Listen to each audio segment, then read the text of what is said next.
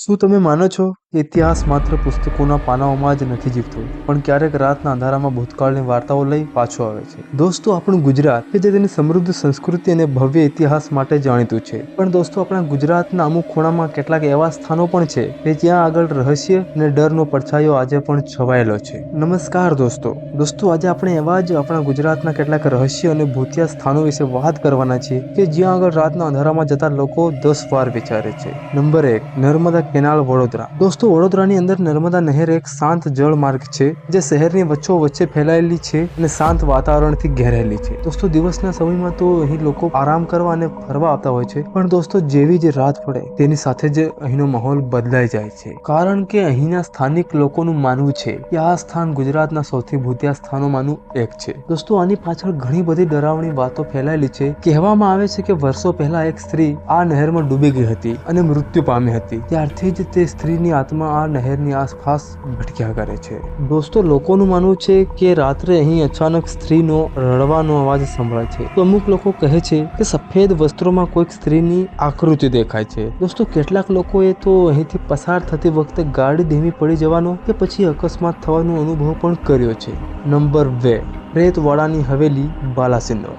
દોસ્તો, પ્રેતવાડા નામનો અર્થ જ પ્રેતોનું નિવાસ સ્થાન થાય છે, જે પહેલાથી જ લોકોના મનમાં ભયનું વાતાવરણ ઊભું કરે છે. મિત્રો, કહેવામાં આવે છે કે આ હવેલી સાથે કોઈક ભયાનક દુર્ઘટના જોડાયેલી છે, જેમ કે કોઈકે આત્મહત્યા કરી હોય કે પછી કોઈની નિર્દય રીતે હત્યા થઈ હોય અથવા કોઈ પરિવાર રહસ્યમય રીતે ગાયબ થઈ ગયું હોય. મિત્રો, લોકોનું માનવું છે કે એવી જ કોઈક દુર્ઘટનામાં મૃત્યુ પામેલા લોકોની અશાંત આત્માઓ આજે પણ અહીં ભટકે છે. જે લોકો અહીં રાત્રે કે દિવસના અંધારામાં જાય છે, તો તે લોકોને કોઈ ચાલતું હોય તેવા પગલાંનો અવાજ કે પછી સ્ત્રીઓના રડવાનો અવાજ સંભળાય છે, તો ક્યારેક ઓરડામાંથી પડછાયો પસાર થતા દેખાય છે. દોસ્તો, અમુક લોકો કહે છે કે અંદરના વર્ષોથી બંધ પડેલા ઓરડાઓમાંથી અચાનક દરવાજા ખુલવાનો કે બંધ થવાનો અવાજ આવતો હોય એવું લાગે છે અને બારીઓમાંથી કોઈક ડોકિયું કરતું હોય તેવું પણ દેખાય છે. મિત્રો, ઘણા લોકોએ અનુભવ્યું છે કે હવેલીની અંદર જતા જ તેમને ભારેપણું, ગભરામણ કે કોઈ અદૃશ્ય શક્તિ દ્વારા ધક્કો મારવામાં આવતો હોય તેવું લાગ્યું છે. Number 3, Dumas beach, Surat.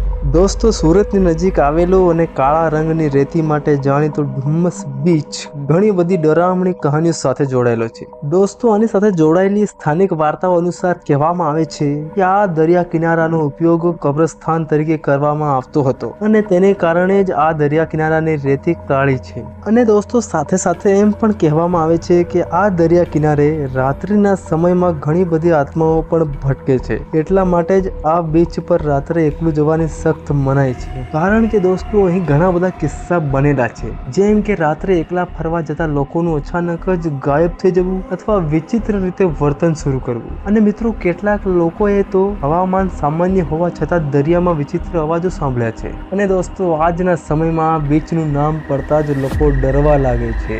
દોસ્તો, આ સ્થાનો માત્ર ભૂતિયા સ્થાનો જ નથી, પરંતુ ઇતિહાસના એવા અધૂરા પાના છે કે જે હજી પણ પોતાનું રહસ્ય ખોલવા તૈયાર નથી.